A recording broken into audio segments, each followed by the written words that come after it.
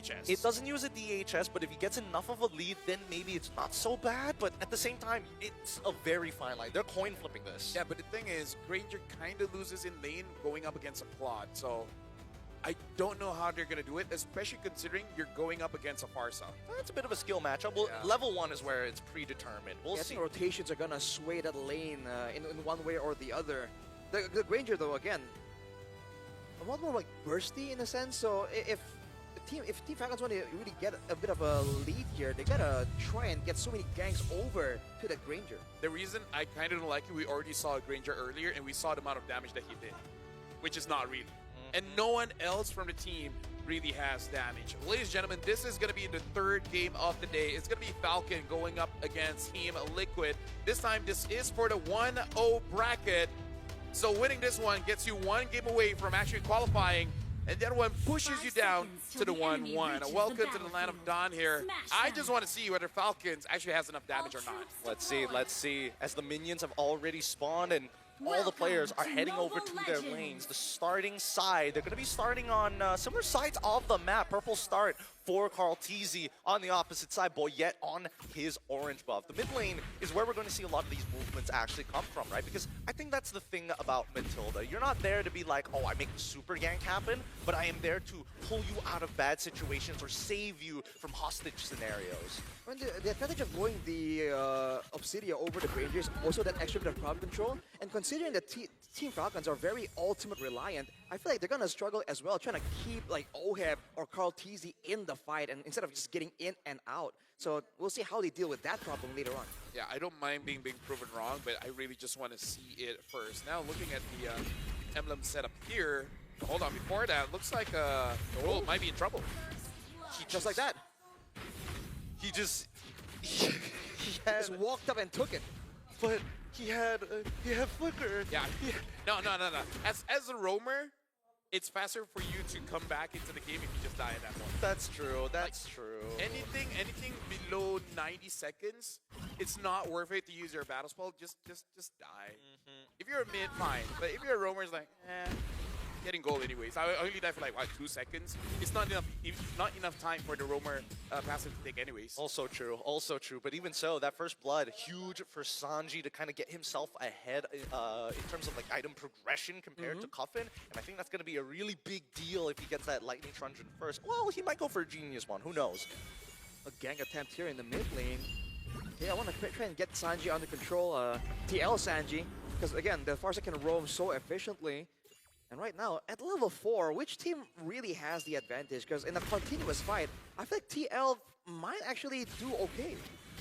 Oh, Sanford already using the flicker, and I feel like with Akai, you're more favored around the turtle. Because hold on, Sanji doing a lot of damage on Sanford. Yeah, they should just go for this kill onto Sanford so far. The Revitalize from JP saves his life. He's buying a little bit of time, doesn't get his passive off. And now JP has to back away. KarlTzy trying to look for a trade, yet survives. Magic Worship, okay, the shield comes just in time. And now, as they make sure, no lethal ignition to worry about. And the taunt, no! It's too late, Boyette takes it! Finds the first turtle and kills Daddy JP alongside it. I was about to say, Falcons made a mistake. They should 100% just go for the turtle, but they still got it. So, hey, not punished. Not punished. And Sanji's walking away with 2-0 Karl. in his lane. Oh, wait, hold on. Whoa! Matilda Airlines already coming through. Karl survives, and Oheb making sure that Troll takes the punishment, forces the flicker. Here, Sanji in trouble now as we see that Coffin is able to find it on his own. Yo, That was Falcons. That was hot. We thought there might prove to be a problem in the macro department, in the cheese department, but in pure execution, a red tree win, almost a 1v1 outplay. Dude, Falcons are online. They are online, and they're going to keep on going.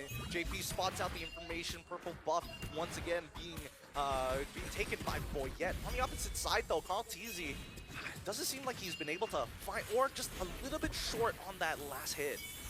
they're going on JP right now. He should be okay, right? Akai actually does do quite a lot of damage as a utility jungler, but yeah, looking at the items that's been built, having the Molten Essence on the Akai kind of does help out just a little bit when it comes to the early game here, because again, their draft really does not have a lot of damage. But if Cuffing continues to play the way that he's been playing, it looks like there won't be that big of a problem, because he does have that better S-Strike.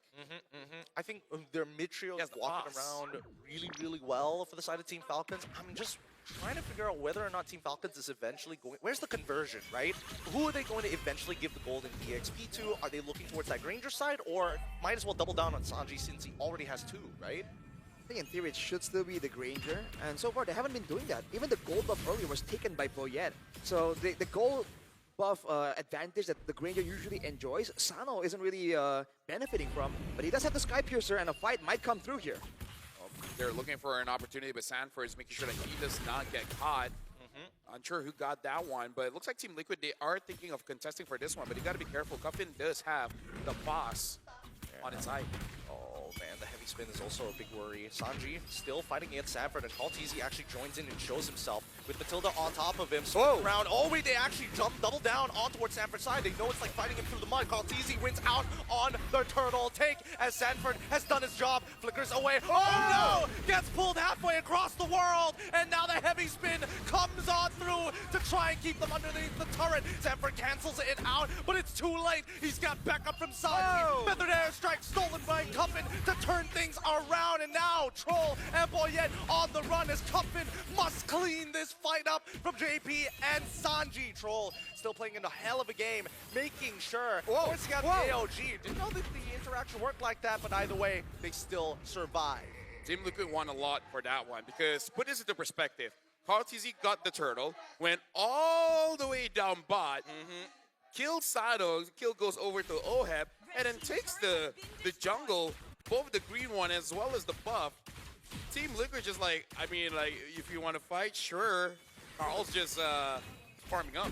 He's farming hard. And I think the best part about why Team Liquid won, hold on, Feather Ash is already coming out to deter him, making sure that Daddy JP is going to be able to get out scot-free. He doesn't have his AOG back up yet. Yeah, and again, the scaling. I just want to see if they have enough damage, because at this point, Carl will eventually become a problem because he's farming up much faster compared to Boyet. And after this, Boyet has to be less stingy about his ult. Oh, wow. Again, huge damage onto him. And Boyet able to take him out with the help of a couple of ticks of the heavy spin and Troll. He doesn't mind going down, but he's already got the Flask of Oasis. If he can survive, that'd be great. But Kaltizi puts the banhammer on him. Nothing gets past him. But there's some moves here from Team Falcons to try and throw a curveball, to try and get something. But overall, Team Liquid, even if they don't really have the kill advantage right now, because of how efficiently they're rotating around the map and leaving fights, they don't mind seemingly losing the fight a little bit if it means they get greater benefits afterwards through farms, through rotations. And you can see the advantage 2K. Yeah, right now for Team Falcons, they can do something here if they can get a cash. The question is who they're going to cash, because Troll so far has been very proactive, and Carl just keep taking all this farm. Team Liquid, they're pretty okay with the movements going up against Team Falcons here. Yep, I think they figured out that Team Liquid has figured out what Falcons, how they want to rotate, and they're doing it consistently, which is great, because now that Team Liquid has adjusted and Feather Airstrike already out to put Sano out of the fight, he's not going to be coming back in here. Troll loses 50% of his HP, but the Flask of Oasis does trigger, and now Sanford is holding on to 3 members. His Oheb is blasted down Sano, and now wait, JP getting involved, heavy spin comes on through, doesn't get the cancel in time! Somebody needs to help him, but JP and Sanford hold strong. AOD comes through from Daddy JP, but it's not enough, as even a fracture doesn't secure the kill. Big back and forth right there. TL with the overwhelming win, but JP, that was a very deep AOG after the fight. Oh, easy! Oh my god, what do you even do against that? And now Sanji in the Thunder form doesn't even get enough hits to actually get his ult off. Sanji walks away for free. Yeah, Sanji just played fair by staying inside of the terrain. And be like up over the terrain. Yeah, it's like can you hit a wall? No, you can't. Oh well, I'm good. Too bad. But yeah, I gotta say, I don't know how Sanford was able to actually get out of that one, because I saw the final moments. I don't know how he managed to get a mark on whoever was outside of the fight and able to get all out of there. But that was very impressive. And then now Carl almost 2,000 ahead. And Akai usually doesn't care, but also just shows that Carl's just dominating at this. Whoa.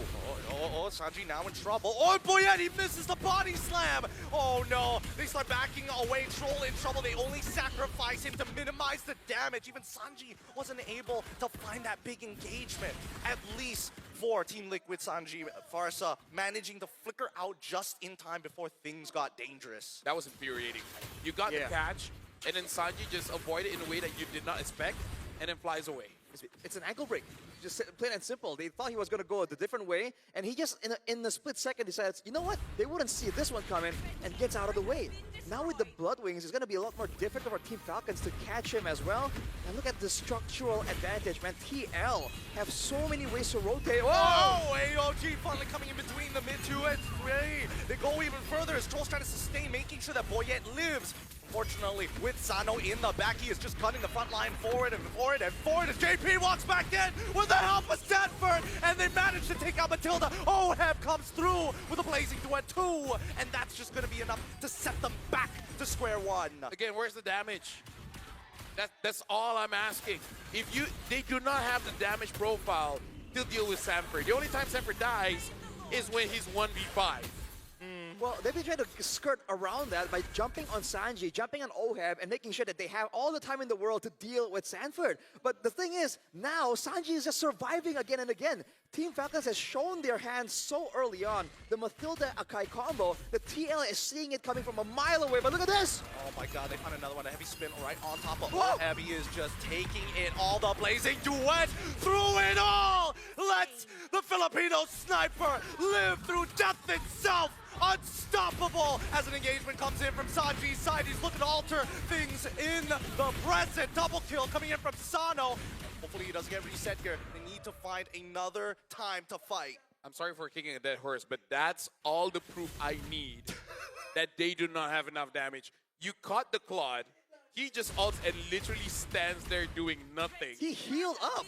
Yeah, that's how strong the revamped Fighter Emblem is. Instead of giving Spell Vamp, it gives the hybrid lifesteal, and Claude just loves that. He loves the buff towards Demon Hunter Sword as well. A lot of heal. Way too much healing. So ridiculous. It's so ridiculous. And now they're going for even more. Oheb is playing on a tightrope. Same goes for Carl Teasy. Both of them. Oh my goodness. He knew it was going to come, and he baits it out of Boyette. Oheb, he's going to try one more time. He's trying to get a reaction out of them. Every single time he BMIs out of there. This tightrope act, it's got to play a huge mental strain on Team Falcons.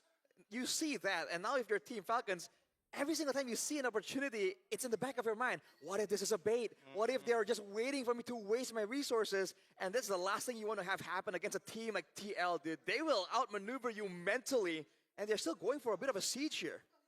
Yeah, right now, Team Liquid, they're going to hold on. They're jumping on Sano. I mean, they tried, but Sano manages to flicker out and cut enough distance. Boyette is looking at that mid-tier 1, and Sanford, he's finally down. Team Liquid took a risk, and it did not work out in their favor. Team Falcons bought themselves an extra 4 minutes. The way that Sanford is playing is basically like, I know I'm not going to get MVP, so I'm just going to buy time and you guys get something.